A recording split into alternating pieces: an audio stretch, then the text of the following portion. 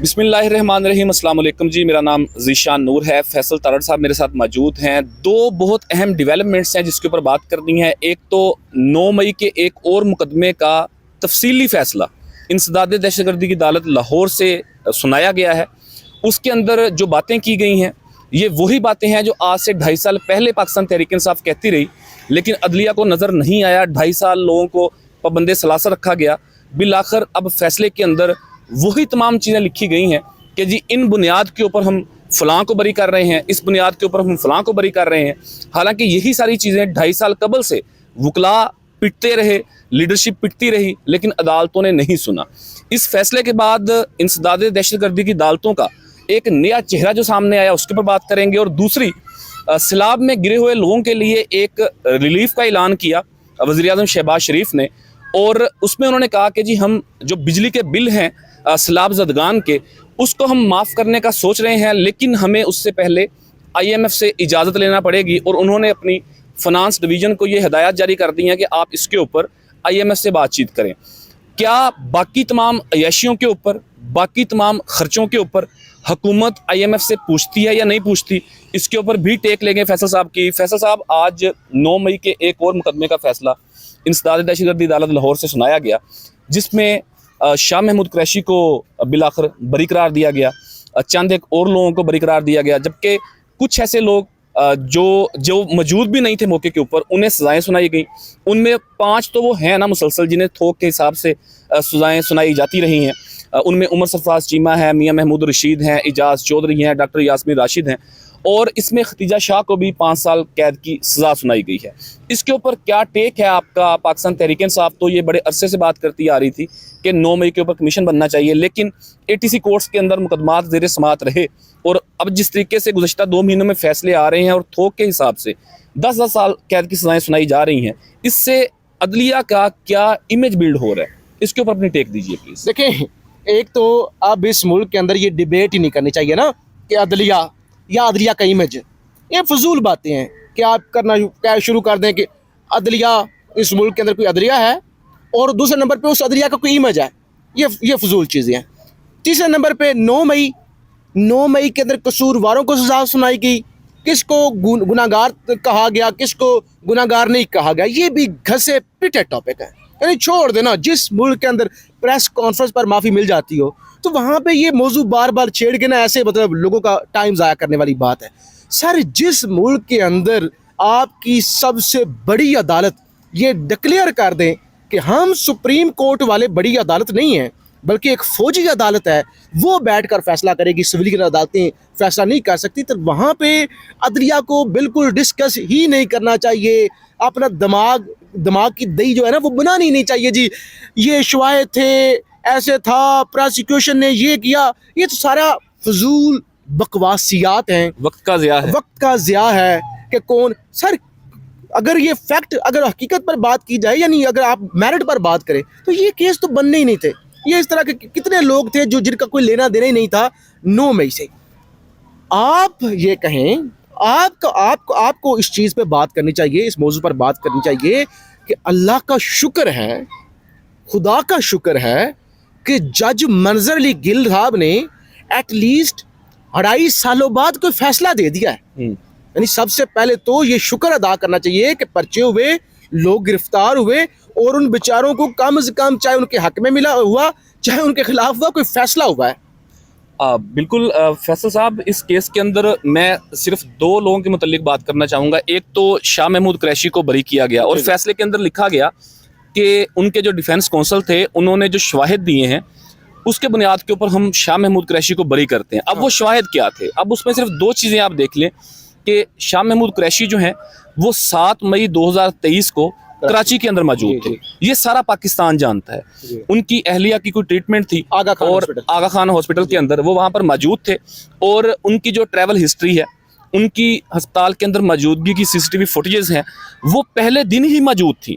लेकिन इस तमाम शवाहिद की बुनियाद के ऊपर भी अदालत को ये तय करते हुए 2.5 साल लग गए कि जी वो बेगुनाह आदमी है। तो अब उनके शाह महमूद कुरैशी के उस 2.5 साल का हिसाब कौन देगा, जो उस 60 साल 65 साल बुजुर्ग आदमी को आपने बेगुनाह 9 मई के लाहौर के मुकदमात के अंदर, जहां पर वो मौजूद भी नहीं था, उसने जहन साजी भी कोई नहीं की, लोगों को प्रवोक भी कोई नहीं किया, तो उसको आपने जो 2.5 साल जेल के अंदर रगड़ा लगाया, अब इसका हिसाब मंजर अली गिल साहब से लेना चाहिए या जस्टिस या अफरीदी से लेना चाहिए, ये एक बड़ा सवाल है। दूसरा, इसके अंदर खतीजा शाह एक खातून रहनुमा है पाकिस्तान तहरीक इंसाफ की, उनको 5 साल कैद की सज़ा सुनाई गई है। अब फैसल साहब पूरी पाकिस्तान तो क्या पूरी दुनिया जो पाकिस्तान के करंट अफेयर्स पॉलिटिक्स के ऊपर नज़र रखते हैं, वो इस बात से बिल्कुल बखूबी वाकिफ़ हैं कि 9 मई के दिन जब मॉब कह लें आप या कारकुनान का जत्था कह लें, जब वो मूव कर रहा था तो जिस गाड़ी के अंदर खतीजा शाह मौजूद थी, उस गाड़ी में मोहतरमा अंदलीब अब्बास साहिबा मौजूद थी जी। इवन के खतीजा शाह गाड़ी ड्राइव कर रही थी, अंदलीब अब्बास साहिबा जो है वो सन रूफ से बाहर निकलकर नारेबाजी कर रही थी, कारकुनान को जज्बा दिलवा रही थी। लेकिन क्या होता है कि अंदलीब अब्बास साहिबा जो है वो 9 मई के फ़ौरन बाद प्रेस कॉन्फ्रेंस करती हैं और इस्तेहकाम पाकिस्तान पार्टी उसके अंदर शमूलियत करने के बाद उनकी जान बिल्कुल छोड़ दी जाती है। तो जब इस तरीके का प्रेसिडेंट एक सामने आएगा तो फिर 9 मई या 9 मई के तहत दायर किए गए मुकदमात या ये अदलिया, ये प्रोसिक्यूशन, इनके ऊपर लोगों का क्या यकीन होगा। सो ये तो एक नाज़रीन मामला था। मैं ज़रा शाह महमूद कुरैशी के बारे से एक पॉइंट दे जी। देखें, जब ये चीज़ एस्टैब्लिश होगी, शाह महमूद कुरैशी की एयर टिकट अदालत के अंदर सामने आ गया कि वो कराची में थे, रिकॉर्ड आ गया, CCTV आ गई कि वो आगा खान हॉस्पिटल कराची के अंदर थे, तो इसका मतलब ये कि पाकिस्तान की एक बड़ी अदालत ने ये एस्टैब्लिश कर दिया कि शाह महमूद कुरैशी का 9 मई के किसी भी वाक़े से लेना देना नहीं है। तो होना तो ये चाहिए कि आज शाह महमूद कुरैशी को फिर रिहा कर देना चाहिए। अब आप कहेंगे कि नहीं, उन पर और भी 9 मई के केसेस हैं। जब एक केस के अंदर नहीं बल्कि 2-3 केसेस के अंदर एस्टैब्लिश हो गया है कि वो वहाँ पे मौजूद ही नहीं थे, तो फिर तो जज साहब को लिखना चाहिए कि तमाम इस नौइयत के जितने भी केसेस हैं उन पर जो चार्ज है वो डिस्चार्ज किया जाता है, उनको रिहा करें। बिल्कुल ऐसी है, लेकिन चूंकि ज्यादती हो रही है। एक तो नाज़रीन ये मामला था, ये बड़ी डेवलपमेंट थी। और दूसरा, गुज़श्ता रोज़ वज़ीर-ए-आज़म पाकिस्तान शहबाज शरीफ साहब ने अपनी काबीना के अंदर ये बात की और अपनी फाइनेंस डिवीज़न को ये डायरेक्शन दी कि आप सैलाब मुतासरीन के हवाले से जो हम एक फ़ैसला करने जा रहे हैं कि जिन इलाकों के अंदर सैलाब आया, आफत आई, उसमें तमाम लोगों के हम 1 महीने के बिल माफ़ करने जा रहे हैं और इसके ऊपर IMF से इजाज़त मांगी जाए, उनके साथ बातचीत की जाए।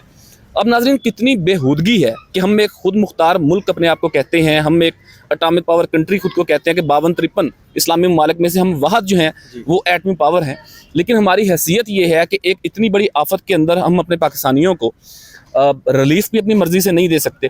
लेकिन यहाँ पर सवाल फैसल साहब फिर वही सामने आता है कि जब ये हुक्मरान तबका अशराफिया जब ये अपनी अयाशियों के लिए बिल पास करते हैं, अपनी अयाशियों के ऊपर पैसा खर्च करते हैं कौमी ख़जाने का, उस वक्त ये IMF से इजाज़त लेते हैं। मिसाल के तौर पे 1200 अरब रुपए की करप्शन का इल्ज़ाम आता है पंजाब हुकूमत के सर के ऊपर। क्या IMF से पूछा था? चेयरमैन सेनेट, उसके अलावा जो स्पीकर कौमी असम्बली हैं, उन्होंने अपनी तनख्वाहों के अंदर 500% का इजाफा किया एक नोटिफिकेशन के ऊपर। IMF से पूछा था।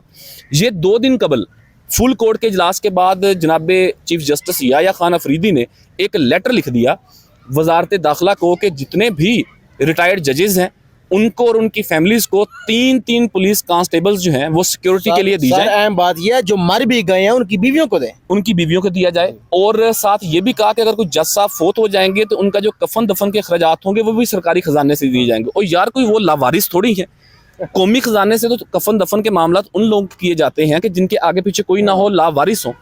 ठीक है, आप ये जो एक बर्डन इकॉनमी के ऊपर बना रहे हैं, इसके ऊपर आपने पहले IMF से पूछा था। इसके अलावा मुतअद्दद ऐसे वाक़यात हैं। ये 2 दिन कबल एक खबर रिपोर्ट हो रही थी कि इस्लामाबाद के अंदर जो इस्लामाबाद की ब्यूरोक्रेसी है उसके लिए 12 डबल कैबन रिवो डाले मंगवाए जा रहे हैं कि तमाम सर्कल्स के जो SP हजरात हैं उनको गाड़ियाँ नहीं, 1800 सीसी गाड़ी नहीं, बल्कि उन्हें रिवो डबल कैबन डाले दिए जाएंगे। और समरी पास भी हो गई है।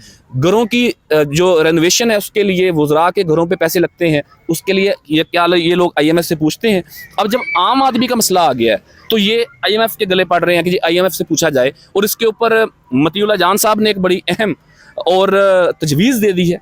आप इसके ऊपर अपने विला के अंदर बात कर भी चुके हैं कि उन्होंने ये मशवरा दिया नाज़रीन के वज़ीर-ए-आज़म शहबाज शरीफ वो खुद वीडियो रिकॉर्ड करवाएं, आसिफ अली जरदारी वीडियो रिकॉर्ड करवाएं और इमरान खान एक वीडियो रिकॉर्ड करवाएं और जिसमें वो दरख्वास्त करें पाकिस्तान के लोगों से कि जी आप सैलाब ज़दगान की मदद के लिए अकाउंट के अंदर पैसे भेजें और फिर देखते हैं कि लोग किसके ऊपर एतमाद करते हैं। तो ये जो तजवीज़ मतीउल्लाह जान साहब ने दी है, फैसल साहब, इसके ऊपर आपकी क्या टेक है कि ये एक तरफ तो ये दिलचस्पी के उसके भी अंदर लोग इसको ले रहे हैं, और ये अगर संजीदगी से देखा जाए तो मेरा ख्याल है ये कोई गैर मुनासिब बात उन्होंने नहीं की। अगर हो सकता है कि तीनों लोग अपने अपने वीडियो पैगाम जारी करें, अकाउंट दें, और लोग जो हैं वो अन्नेवाह इनको पैसा देना शुरू कर दें, तो इसके ऊपर क्या देखते हैं, आपको क्या टेक है आपकी, लोग किसके ऊपर एतमाद करेंगे? देखिए, मेरे हिसाब से इस वक्त पाकिस्तान के अंदर सबसे बड़ा लीडर कौन है? सबसे बड़ा लीडर है मियां नवाज शरीफ साहब।